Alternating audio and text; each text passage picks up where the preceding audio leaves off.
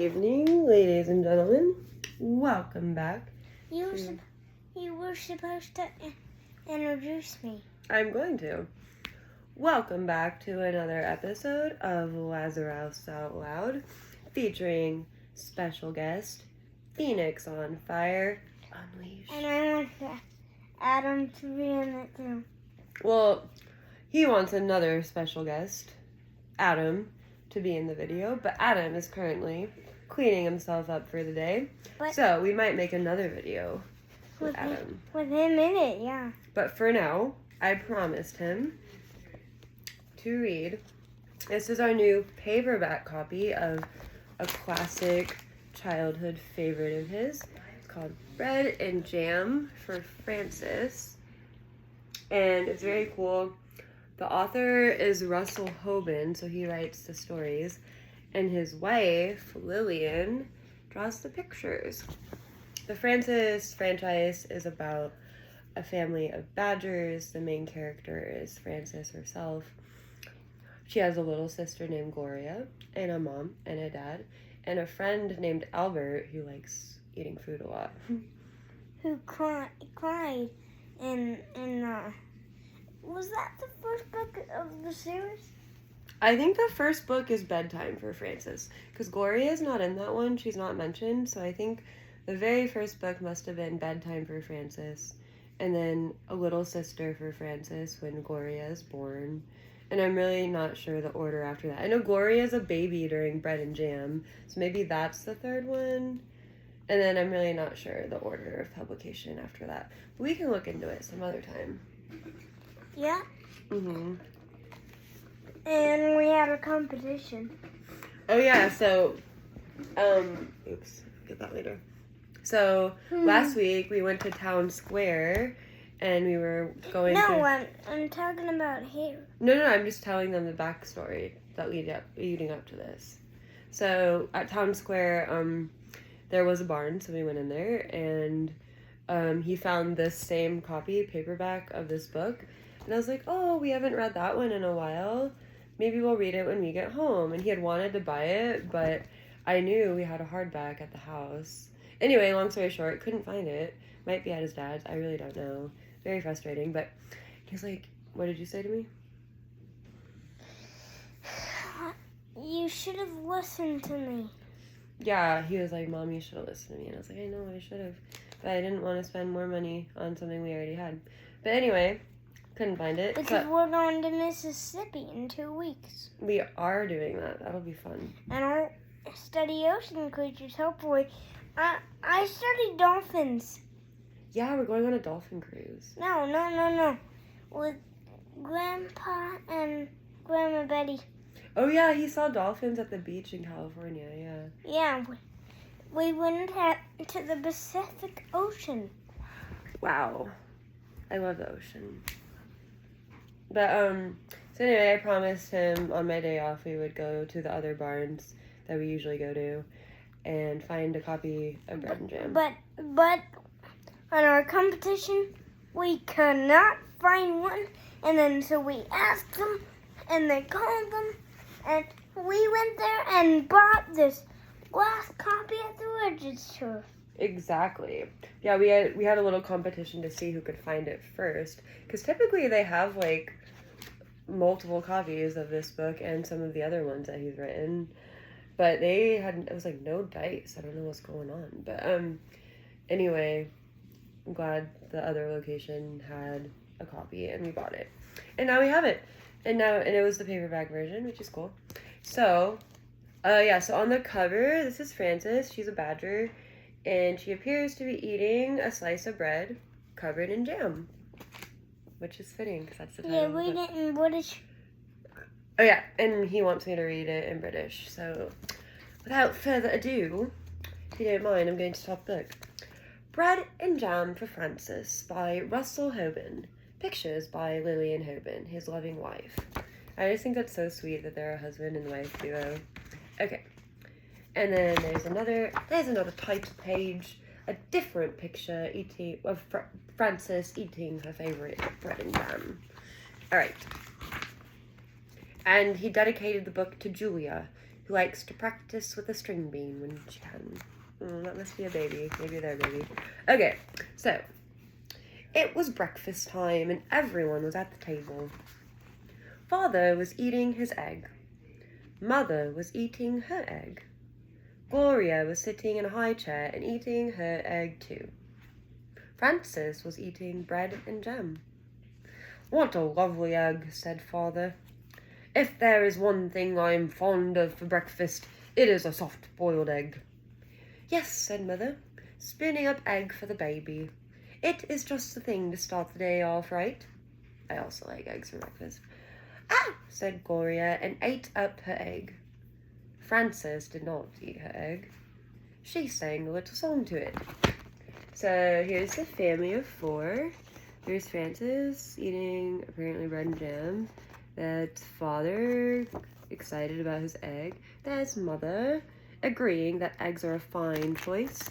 And baby Gloria in her high chair saying, "Goo goo gaga, yes, egg." I don't know. She said ah, but okay. Frances singing to Egg. She sang the song very softly. "I do not like the way you slide. I do not like your soft inside. I do not like you lots of ways. And I could do for many days without eggs." And there she is. This is what. Oh, you forgot. Let's start the video over. Why? Because you forgot to say mini-series. Oh, yeah, this video, I'm not starting it over. This is going well. This is a part of my mini-series where I read children's books with my buddy. It's Phoenix on Fire Unleashed. Alright. What did you say, Francis?" asked Father. "Nothing," said Francis, spreading jam on another slice of bread. Sorry. Okay. "Why do you keep eating bread and jam?" asked Father, "when you have a lovely soft-boiled egg?" "One of the reasons I like bread and jam," said Francis, "is that it does not slide off your spoon in a funny way." So that's Father interrogating Francis about staying away from the egg at the table. Okay. And there's Gloria. Oh yeah, this is a new page though. We'll get there in a sec. She is in the picture though. Good eye. "Well, of course," said Father, "not everyone is fond of soft-boiled eggs for breakfast. But there are other kinds of eggs. There are sunny-side-up eggs and sunny-side-down eggs."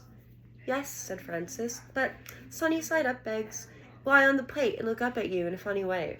And sunny-side-down eggs just lie on their stomachs and wait." "What about scrambled eggs?" said Father. "Scrambled eggs fall off the fork and roll under the table," said Francis. That's a good point. "I think it is time for you to go to school now," said Mother. So they're at the door, waving goodbye to Francis. Mother's holding baby Gloria. Okay. Frances picked up her books, her lunchbox, and her skipping rope. Then she kissed Mother and Father goodbye and went to the bus stop. And off she goes to the school place. Apparently she walks. Must not be very far. Kind of like where Daddy lives super close to Stucky. Okay. While she waited for the bus, she skipped and sang. "Jam on biscuit, jam on toast. Jam is the thing that I like most. Jam is sticky, jam is sweet. Jam is tasty, jam's a treat. Raspberry, strawberry, gooseberry. I'm very fond of jam." Oh, she did ride the school bus, never mind. So there she is, jump roping, skipping roping, whatever, and singing. I wish I knew how to, maybe I'll mess around with my piano and give these songs melodies and chord progressions. Anyway, some other time. That evening for dinner, Mother cooked breaded veal cutlets with string beans and baked potatoes. "Ah," said Father, "what is there handsomer on a plate and tastier to eat than breaded veal cutlet?" "It is a nice dish, isn't it?" said Mother. Apparently she walks. Frances does, yeah. Gloria is too little to walk yet. I have a book about a girl who's in a wheelchair. I just bought it. It's a picture. It has pictures. Anyway, maybe we can check it out in a minute. Okay. One of my players knows the girl who wrote it, and he told me about it, and I bought it finally. Okay. Eat up the string bean, Gloria. Oh, said Gloria, and ate it up. She had already eaten her dinner of strained beef and sweet potatoes. She liked to practice with a string bean when she could. So there's, I believe that's Mother cutting up her veal cutlet and string beans. Yeah, Mother wears a green dress. Frances is wearing a pink dress with polka dots, red polka dots. Okay. Where do breaded veal cutlets come from? Asked Frances. And why are French-cut stringless beans called string beans? We can talk about that another time, said Father. Now it is time to eat our dinner. Frances looked at her plate and sang. What do cutlets wear before they're breaded? Flannel nightgowns, cowboy boots, furry jackets, sailor suits. Then she spread jam on a slice of bread and took a bite. She won't try anything new, said Mother to Father. She just eats bread and jam. How do you know what you'll like if you won't even try anything? Asked Father. Well, said Frances, there are many different things to eat, and they taste many different ways. But when I have bread and jam, I always know what I am getting, and I am always pleased. You try new things in your school lunches, said Mother. Today I gave you a chicken salad sandwich. There now, said Father to Frances. Wasn't it good? Well, said Frances, I traded it to Albert. For what? said Father. Bread and jam, said Frances. So there she is, by herself. She's not by herself, but she's in her corner eating her bread and her jam, because that's a favorite. Okay. Kind of like you and tacos, or you and spaghetti. The next morning at breakfast, Father sat down and said, Now I call that a pretty sight. Fresh orange juice and poached eggs on toast. Yum. There's a proper breakfast for you. Thank you for saying so, said Mother. Poached eggs on toast do have a cheery look, I think. Frances began to sing a poached egg song. Poached eggs on toast, why do you shiver with such a funny little quiver? Poached eggs are actually pretty hard to make, as far as I know. I've never tried it. They are tasty, though. Then she looked down and saw that she did not have a poached egg. I have no poached eggs, said Frances. I have nothing but orange juice. I know, said Mother. Why is that, said Frances. Everybody else has a poached egg. Even Gloria has a poached egg, and she is nothing but a baby. But you do not like eggs, said Mother, and that is why I do not poach one for you. Have some bread and jam if you're hungry. So Frances ate bread and jam and went to school. So there's Mother with her poached egg, and there's Frances with no poached egg. But she has bread and jam now. So sweet. Lovey. Okay. Next page. When the bell rang for lunch, Frances sat down next to her friend Albert. What do you have today? Said Frances. I have a cream cheese cucumber and tomato sandwich on rye bread, said Albert, and a pickle to go with it, and a hard-boiled egg and a little cardboard shaker of salt to go with that, and a thermos bottle of milk, and a bunch of grapes and a tangerine, and a cup custard and a spoon to eat it with. What do you have? Frances opened her lunch. Bread and jam, she said, and milk. You're lucky, said Albert. That's just what you like. You don't have to trade now. So there's Albert with his baller lunch. You're supposed to say in British. There's Albert with his baller boy lunch, very packed with love. And there is Frances with her bread and jam. You said the rest of the pictures in British. Yes. I forget that I'm supposed to be British when I'm reading. Okay, so, next page. That's right, said Frances, and I had bread and jam for dinner last night and for breakfast this morning. You certainly are lucky, said Albert. Yes, said Frances. I'm a very lucky girl, I guess. But I'll trade you if you want to. That's all right, said Albert. I like cream cheese with cucumbers and tomatoes on rye. Oh yeah, this is the funny part. Albert took 2 napkins from his lunchbox. He tucked one napkin under his chin. He spread the other one on his desk like a tablecloth. I guess they eat in their classroom. It's kind of weird. Anyway, he arranged his lunch neatly on the napkin. With his spoon, he cracked the shell of the hard-boiled egg. He peeled away the shell and bit off the end of the egg. He sprinkled salt on the yolk and set the egg down again. He unscrewed his thermos bottle cup and filled it with milk. There's your posters up there. Yes. I have what's supposed to. We already did the house tour. Then he was ready to eat his lunch. He took a bite of sandwich, a bite of pickle, a bite of hard-boiled egg, and a drink of milk. Then he sprinkled more salt on the egg and went around again. Albert made the sandwich, the pickle, the egg, and the milk come out even. So silly. So there's Albert eating his lunch in a very methodical fashion. Slightly OCD. I'm just kidding. Okay. Next page. He ate his bunch of grapes and his tangerine. Then he cleared away the crumpled up waxed paper, the eggshell, and the tangerine peel. He set the cup custard in the middle of the napkin on his desk. He took up his spoon and ate up all the custard. Then Albert folded up his napkins and put them away. He put away his cardboard salt shaker and his spoon. He screwed the cup on top of his thermos bottle. He shut his lunchbox, put it back inside his desk, and sighed.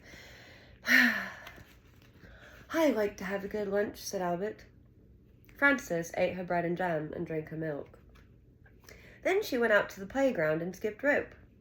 She did not skip as fast as she had skipped in the morning, and she sang, "Jam in the morning, jam at noon, bread and jam by the light of the moon. Jam is very nice." She might be getting a little tired from lack of proper nourishment, like protein and variety. I don't know, maybe that's what's going on. I don't know what's going on. That's my guess. I've never read this book You before. spoke it in regular English again. I'm sorry, but I'm turning into Dallas when I say that stuff. It was in my commentary. It's a peanut gallery. And then Lazarus Out Loud is the narrator who speaks British. Right? Does that make sense? Cool. Okay. When Frances got home from school, Mother said, "I know you like to have a little snack when you get home from school, and I have one all ready for you." "I do like snacks," said Frances, running to the kitchen. "Here it is," said Mother. "A glass of milk and some nice bread and jam for you." "Aren't you worried that maybe I will get sick and all my teeth will fall out from eating so much bread and jam?" asked Frances. "I don't think that will happen for quite a while," said Mother. "So eat it all up and enjoy it." Frances ate up most of her bread and jam, but she did not eat all of it. After her snack, she went outside to skip rope. So there's Frances and Mother in the kitchen with the snack. And there's her kind of putting the rest away. She doesn't want to keep eating. Maybe she's getting sick of it. I don't know. We'll have to see. Frances skipped a little more slowly than she had skipped at noon, and she sang, "Jam for snacks and jam for meals. I know how a jam jar feels. Full of jam." No. That's her skipping rope even more slowly than at lunch. So she's getting progressively more tired and fatigued. Okay. That evening... There's Mother. Or I think that's Dad. Father doesn't have any clothes on, but Mother wears a dress. Sexism. Anyway, okay. That evening for dinner, Mother cooked spaghetti and meatballs with tomato sauce. "I am glad to see there will be enough for second helping," said Father, "because spaghetti and meatballs is one of my favorite dishes." I think that Dad just likes to eat food, like Albert. Anyway. No comments from the peanut gallery. Dallas. Okay. "Spaghetti and meatballs is a favorite with everybody," said Mother, except Frances. "Try a little spaghetti, Gloria." Said Gloria, and tried the spaghetti. Frances looked down at her plate and saw that there was no spaghetti and meatballs on it. There was a slice of bread and a jar of jam. Frances began to cry. There she is with her bread and jam while everyone else eats spaghetti. And now she's crying. Oh no. Okay. Why is she crying? We're gonna find out. My goodness, said Mother. Frances is crying. What is the matter? asked Father. Frances looked down at her plate and sang a little sad song. She sang so softly that Mother and Father could scarcely hear her. What I am is tired of jam. I want spaghetti and meatballs, said Frances. May I have some, please? I had no idea that you liked spaghetti and meatballs, said Mother. Now Mother is concerned that Frances is crying. Dad seems to be irritated by such a show of emotions at the dinner table. It's girl stuff. Anyway. How do you know what I'll like if you won't even try me? Asked Frances, wiping her eyes. So Mother gave Frances spaghetti and meatballs, and she ate it all up. There she is, slurping it down. The next day, when the bell rang for lunch, Albert said, What do you have today? Well, said Frances, laying a paper doily on her desk and setting a tiny vase of violets in the middle of it. I guess they're eating in the classroom? Yeah, seems so. So extra to bring the flower vase, but okay. Let me see. She arranged her lunch on the doily. See, there's her little desk with her doily and her vase of violets. Okay. This is the last page, I'm pretty sure. Okay. I have a thermos bottle with cream of tomato soup, she said, and a lobster salad sandwich on thin slices of white bread. I have celery, carrot sticks, and black olives, and a little cardboard shaker of salt for the celery, and 2 plums and a tiny basket of cherries, and vanilla pudding with chocolate sprinkles and a spoon to eat it with. That's a good lunch, said Albert. I think it's nice that there are all different kinds of lunches and breakfasts and dinners and snacks. I think eating is nice. Wait, that's Albert, sorry. That's a good lunch, said Albert. I think it's nice that there are all different kinds of lunches and breakfasts and dinners and snacks. I think eating is nice. So do I, said Frances, and she made the lobster salad sandwich, the celery, the carrot sticks, and the olives come out even. The end. There she is with her friend, eating her very classy, extra baller meal. Yay, that was bread and jam for Frances. What did you think? Let's read the next one. Okay, I'm going to close this video out. Thank you for listening. Don't forget to follow Phoenix on Fire Unleashed. He just posted a video when he was at Monster Jam World Finals. They got rained out temporarily. A couple videos I posted. Yeah. Anyway, stay tuned for more. Bye.